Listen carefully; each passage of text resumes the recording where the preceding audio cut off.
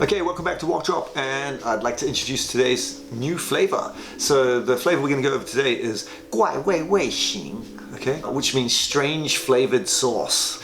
Okay, so this sauce is actually uniquely Sichuanese, and it's only found in Sichuan. From what I mean, I'm sure there's other restaurants in China that do it, but its base is a very uniquely Sichuanese flavor. It has a combination of all the flavors that people really commonly relate to when they think about Sichuanese cooking.